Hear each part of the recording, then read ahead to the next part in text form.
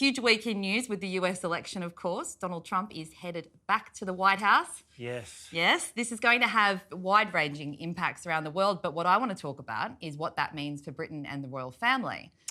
Yes, so we've got... Yeah. We know that Trump is a fan of the royals, most of them. More on that in a sec. Yeah. What do you think his relationship with the King and Prince William will look like, Chris? Well, look, he's met them before, and I think the key point will be on a state visit, when he gets an invitation to come on a state visit, because then, of course, it's the King that hosts the President as the head of state of the US. And I remember when he came over when the late Queen was still alive, and he came over on a state visit. And do you remember that shot of them in Windsor when he sort of went round the back of the Queen, then he went the other way, and it all looked a bit sort of awkward. But, you know, I think he really did adore Queen Elizabeth. The problem that he's going to have with King Charles is on kind of policy.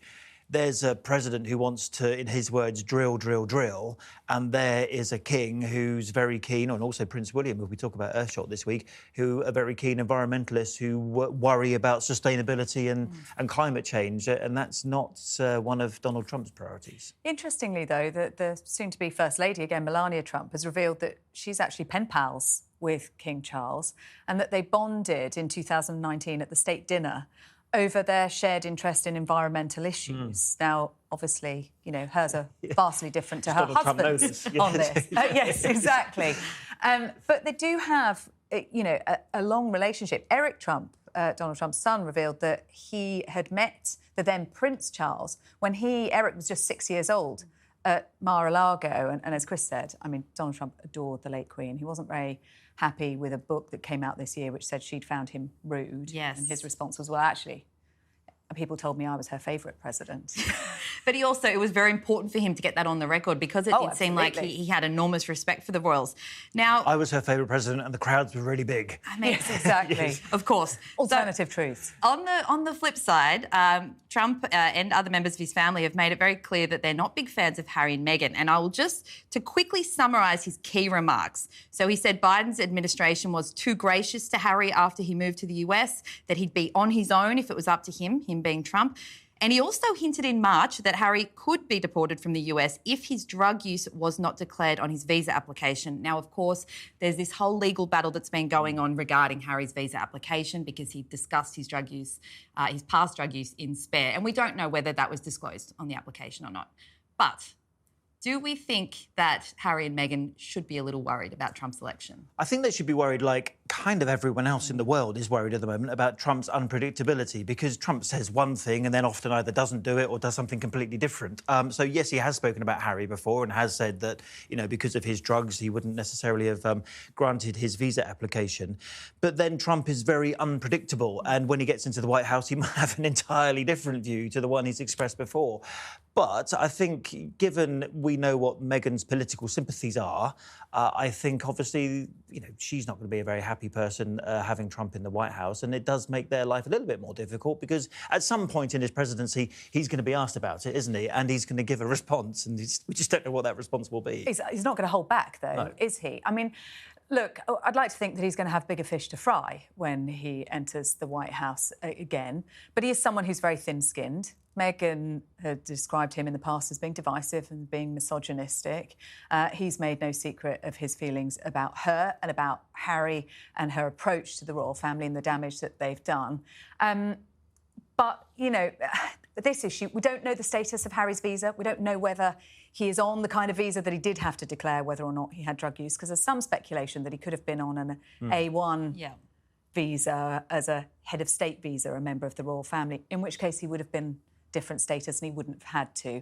But it's certainly not something that's going to go away, and it won't be comfortable for either of them. And that's the trouble when you write things down in a book and let everyone read them. Absolutely. There is that. And also, I mean, even just the fact, as you say, it's unpredictable and we don't know which way this is all going to go when Mr Trump enters the White House. But even the fact that he did flag it this year when he was asked about it, do you think that means Harry and Meghan may have had it in their mind? Do you think there would be a plan B? Where do you think they could go if they were to leave the US? I don't think it will probably get to the point where they'll be kicked out of the US. After all, Meghan's a US citizen, and one of the children was born there. Of course, the other was born here. But I just kind of think it will never get that far. I'm sure there'll be a big row about it. Lawyers will be involved at some point, but I don't think they'll be planning actively to sell up in Montecito and find somewhere else to go. Maybe they could go back to Vancouver Island. Maybe do a complete rewind and do Vancouver Island and back to Windsor. Who knows? Imagine. Because Frogmore Cottage is still free because Prince Andrew's not in there. But I mean, there's been some speculation about this potential house purchase in Portugal and whether that was kind of a safety net should anything happen with Harry's visa status. I mean, I think that's not necessarily connected. I mean, look, there are lots of celebrities who say they're going to pack their bags and leave now. Donald Trump is heading back to the White House. But I think that would be a step too far, given how much Meghan has made it clear that she wanted to be back in the United States. And you think about how many celebrities supported Kamala Harris in the latter days of the campaign. I mean, I don't think they'll all be packing their bags and We're leaving. not going to be seeing a mass exodus, are we? Exactly. Crazier things have happened, but it does seem unlikely.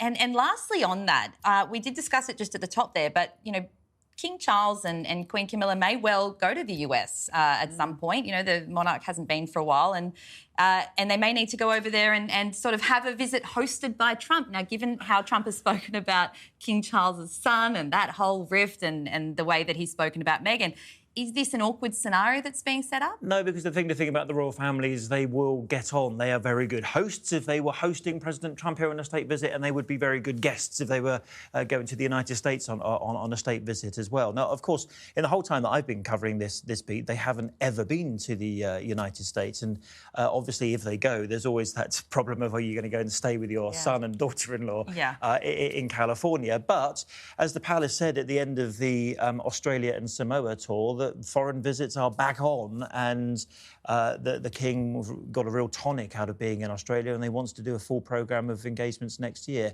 I would have thought he's more likely to go to Canada, which is still one of the realms, rather than the United States. But it is 17 years since a monarch visited the United States. A long time, it was 2007 when the late Queen was last there, so it is a long time. It's probably more likely that we'll have an outgoing state visit than an incoming one, given that it was 2019 when Donald Trump was last here. But Keir Starmer's government do need to do some PR with this new administration. The other thing is that royal visits are not decided by the royal family, they're decided by the government. If the government decides, actually, we really do need to do some PR with Donald Trump and sort of massage his ego, then actually, here's the King and Queen, have them for a week. Roll out the red carpet. That's a very good way of doing it, actually. Particularly given that he is such a fan of the royals. It is a great way to appeal to. And I'm sure Donald Trump will say, well, he didn't visit Obama and Biden, but now I've got the monarch over here. So it's entirely possible that it will happen. It's going to be a big year next year, is all I'm hearing here. The government's got some fences to mend with Donald Trump as well, so...